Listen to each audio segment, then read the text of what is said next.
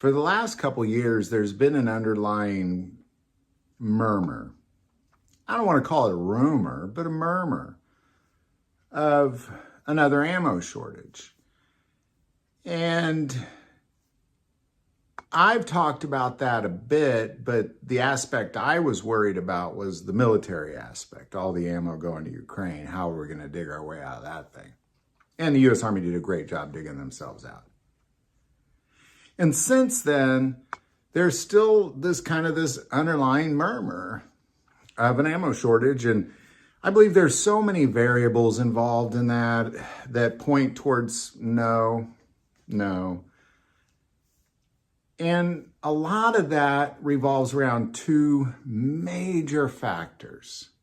Number one, a rush on ammo. If there's a citizen-wide, nationwide rush on ammo, we could be in trouble. There's just a big, like all of a sudden, kind of like we saw at the beginning of 2020, where all of a sudden just everybody in America went out and bought a bunch of ammo.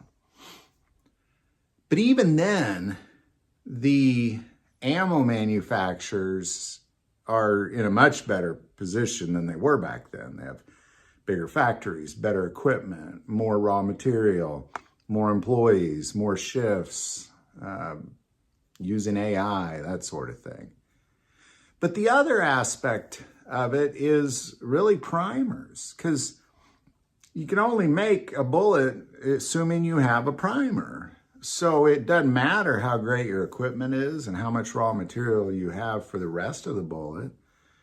If you're missing the primer, that changes everything, and that was the problem. So I believe the biggest problems that would point towards something being an issue or not would be, is there a rush on ammo, yes or no? And do we have an abundance of primers, yes or no?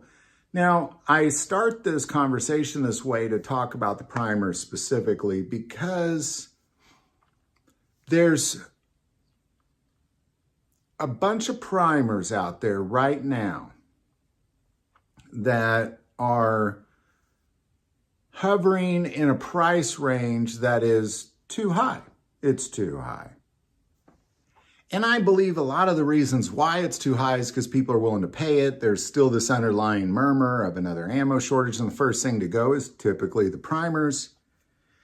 But the problem with that, and this is really where the warning comes in, is don't buy those primers. Because what you've had just over the last 3 or 4 months is you have this brand new factory, White River Energetics, outside Searcy, Arkansas. Very beautiful area, wide open plains. And they're pumping out more primers than ever before that we've ever been able to do in this country. And that's just been in the last few months. So what's taking place is there's going to be a saturation of primers coming up because supply is high, demand is low.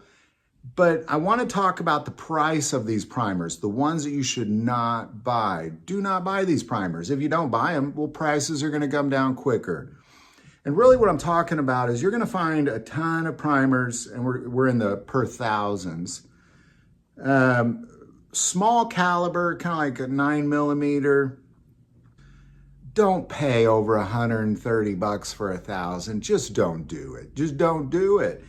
And most of them are really in the $130 to $150 for 1,000 of these small primers. And that's way too much money. What you should be paying, and you will be paying when the market is saturated in the very near future, well, as it's really becoming saturated now, what you should be paying is about $100 to $110 for 1,000 of the small arms.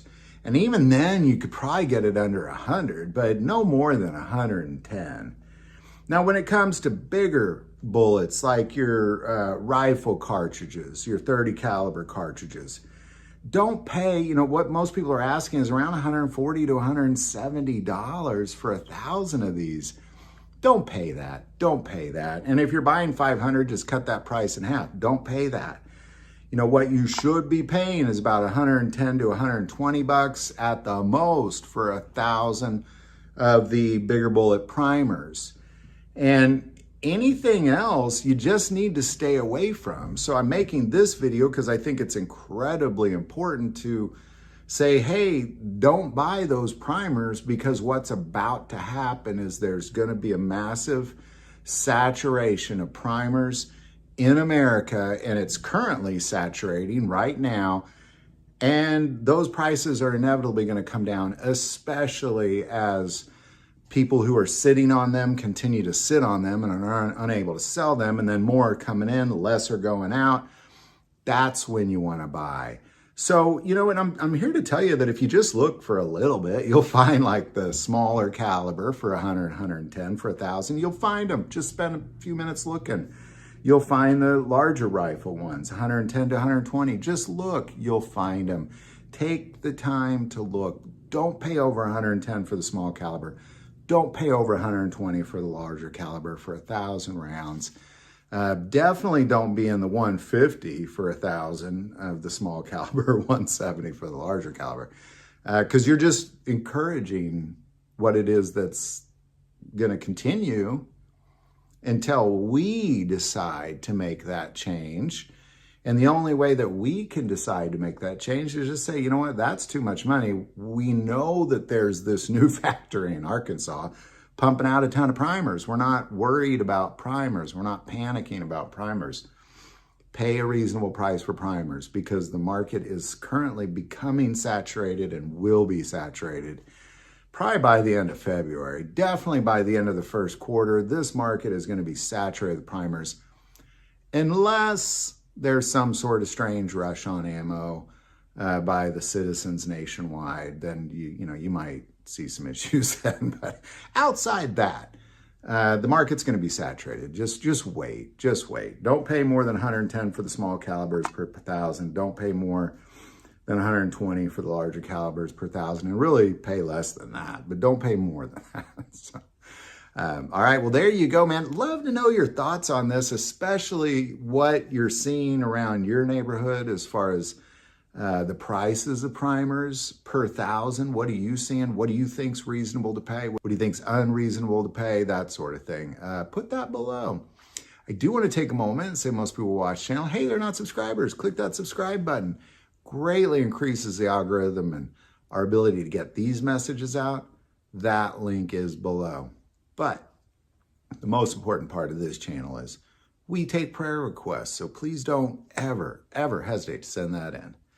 Thank you for watching this episode of God, Family, and Guns. And as always, love God, love your family, and love guns.